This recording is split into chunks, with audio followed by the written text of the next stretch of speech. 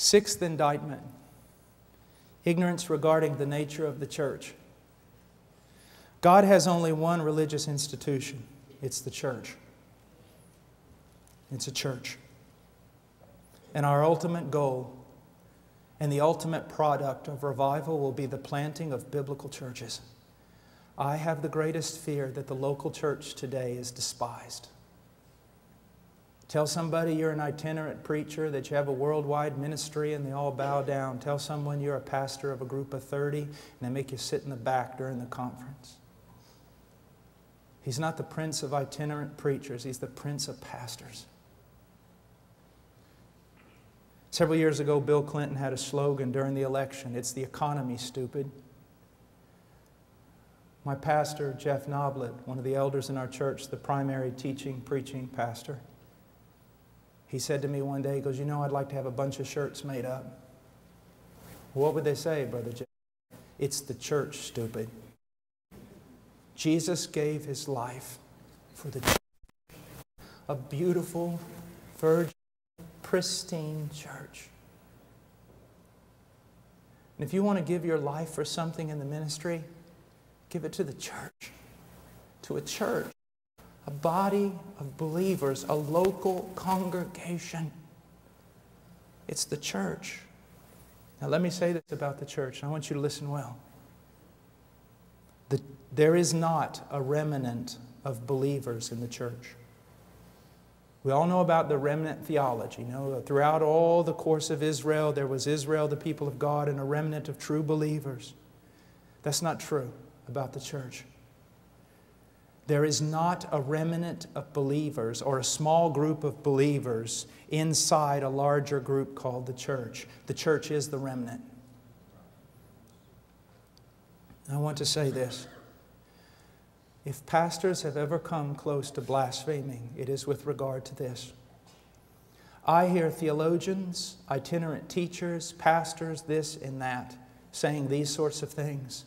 There's just as much sin in the church as out of the church. There's just as much divorce in the church as out of the church. There's just as much immorality and pornography in the church as out of the church. And then preachers saying, yes, the church is acting like a whore. I want you to know this. You ought to be very careful calling the bride of Jesus Christ a whore. I'll tell you what the problem is. Pastors and preachers don't know what the church is. I want you to know that the Church of Jesus Christ in America is beautiful. She is frail at times. She is weak. She is buffeted. She is not perfect. But I want you to know she is broken. She is humbly, and she is humbly walking with her God. The problem is you don't know what the church is. Today, because of the lack of biblical preaching, the so-called church is filled up with carnal, wicked people identified with Christianity. And then because of all the goats in the midst of the lambs are blamed for all the things the goats are doing. And then the name of God is blasphemed among the Gentiles because of us. Have you ever read, I know we're running out of time, but just go quickly with me. Just go quickly. I want to show you something. Go to Jeremiah 31. Jeremiah 31, thank you. Verse 31 of Jeremiah 31, "Behold, days are coming, declares the Lord, when I will make a new covenant with the house of Israel and with the house of Judah." Now, I do not want to take away anything from the people called Israel, but this text is also applied to the church. Understand that. Don't want to get any battles on eschatology, but in the Bible, in the New Testament, the book of Hebrews, it's applied to the people of God. "Not like the covenant which I made with their fathers in the day I took them by the hand to bring them out of the land of Egypt." I hear preachers saying all the time, well, when you look back and you see Israel, you see a bunch of godless, idolatrous people, and in the midst of them there was a tiny remnant of true believers. That is true, but don't apply that to the New Testament church.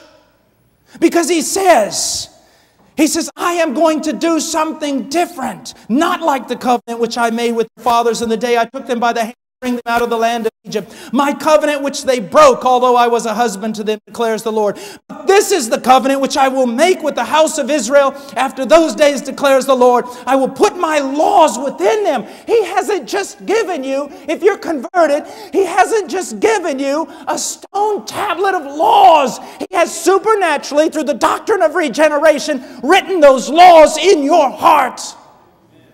And because He has done that, I will be their God, and they shall be my people. And look what it says. They will not teach again each man his neighbor and each man his brother, saying, know the Lord, for they will all know me. From the least of them to the greatest of them, declares the Lord. For I will forgive their iniquity, and their sins I will remember no more. Again, the doctrine of regeneration. God is doing a new work these last 2,000 years. We don't have a lot of churches in America. We have a lot of really nice brick buildings on finely manicured lawns.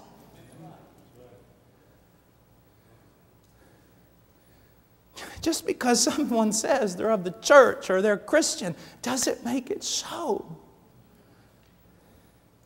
Look what He says. They'll not even have to teach one another. And that doesn't mean there won't be teachers and preachers. But there will all be an outstanding knowledge of God among them, particularly with regard to their sins having been forgiven.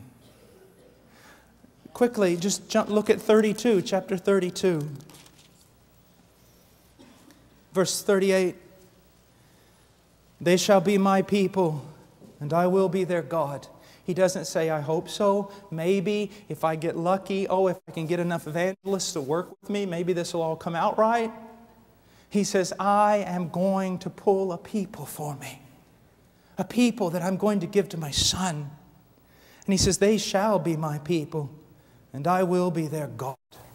Look at this, and I will give them one heart and one way. Now don't be angry with me. Any angrier than you already are, at least. But listen to me. The 70s and 80s and all the Jesus marches and everyone weeping and crying. The church is so divided. The church is not one. My dear friend, let me tell you something. If the church is not one, there is a prayer out there that God the Father did not answer for His Son. And this new covenant promise has failed. So I want to redirect you a little bit. I want to submit to you, the church is one. She's always been one. Have you ever sat down on an airplane or maybe met someone in a marketplace you didn't even know? And you being maybe Baptist or Mennonite or this or that, but truly evangelical, truly Christian, you talk to them for no more than a few minutes and you discover, bam! It's a believer. This is a live one. And at that moment, you'd give your life for them. You'd give your life for them. I remember one time we were in Departamento Amazonas in Peru, and it was during the time of the Sendero Luminoso and the civil war that was going on there. We rode 22 hours up in the back of a grain truck under a black tarp, and at about midnight, we pulled the tarp off, the truck stopped, and we jumped off into the jungle. We stayed the night just at the edge of the jungle and made our ways up to a place called Ingenio in Tambolic. About halfway up, we got lost in the dark the next day. So we were praying, me and my dear friend Paco, we were praying, oh God, give us some direction. We're lost. We don't, if we're found in here, the terrorists owned the place, the military wouldn't even go in. And we cried out, oh God, give us some direction. Help us. We heard a bell. Then we heard somebody talking. It was a strange conversation at first, we thought. But then we realized it was a little boy coming in from the fields with his burro, and he was talking to his burro. And so we got behind him and we followed, and then we stood on the edge of the town, little village, huts, adobe homes. And I said, Paco, I said, you know, if the terrorists own this thing, we're dead. Yeah, but we got to go somewhere. So we got down, walked up to a man who was drunk in the dark, and said, hay hermanos por aquí. Are there brothers here? Because everybody knows what that means in the mountains. It means a real Christian. And he said, la vieja por ahí, the old woman over there. And so I went over there. It was an old Nazarene woman. And I knocked on the door. I said, I am an evangelical pastor. Please help me. And that old woman reached out with that lantern. She grabbed me. She pulled me inside. She grabbed Paco, took us down. Her house was cut out of a kind of a cliff in the mud, and took us down in the basement where there was some hay and chickens and things. And she sat us there and she lit a lamp. And then a little boy came in and she called to him and said, go get the other brothers. And they started bringing chickens and yucca and everything else, risking their life. Why? Because we are one. Stop saying all these silly things that you're saying, that the body of Christ is divided and it's a mess and it's full of sin. I would not talk about the bride of Christ that way if I was you. What you've got is a bunch of goats and tares among the sheep. And because very little biblical, compassionate church discipline is practiced, they live among the sheep, they feed on the sheep, and they destroy the sheep. And those of you who are leaders in the church are going to pay a high penalty when you stand before the one who loves them, because you did not have enough courage to stand up and confront the wicked. As a matter of fact, listen to me. The average scenario in North America with regard to churches, by and large, the churches are democracies, and I don't want to get into the ifs or pros or cons of that. But here's what happens. Because the preaching of the gospel is so low, the church is basically, the majority of it are carnal, lost people.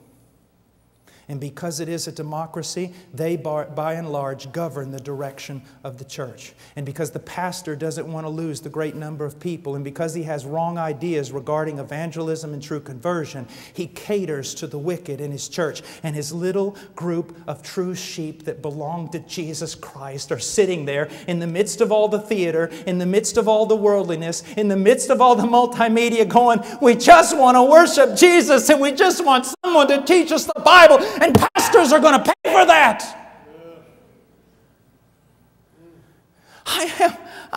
It's true. It's just true.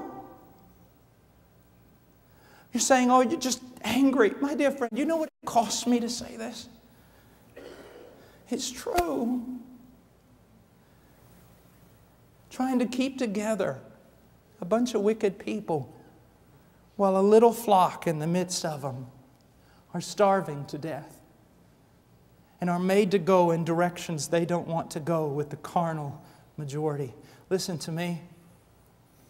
If my wife was at Walmart late one night and you walked by as a man and you saw that 2 men were abusing her, 3, 4, 5, 10 men were abusing her and hurting her, and you put your head down in the name of self-preservation and you walked by, I want to tell you something, my friend. I will not only look for those 10 men, I will look for you. It is the bride of Christ and she is precious to Him. It's going to cost you to serve Jesus. It could cost you your church, your reputation, and your denomination, absolutely everything. But the bride of Jesus Christ is worth it.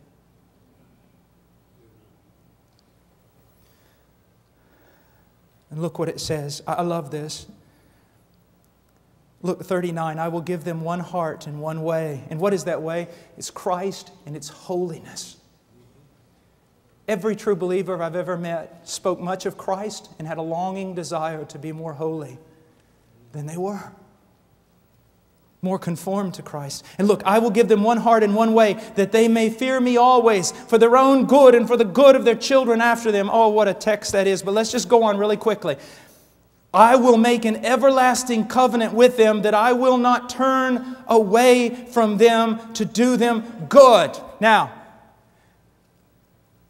we just read this and so many people who are wicked, who are lost, they just go to church on Sunday. They hear this verse. Yes, God has made an everlasting covenant with me. He will never turn away from me. Never, never. I'm secure because of God's grace. But they fail to read the second part.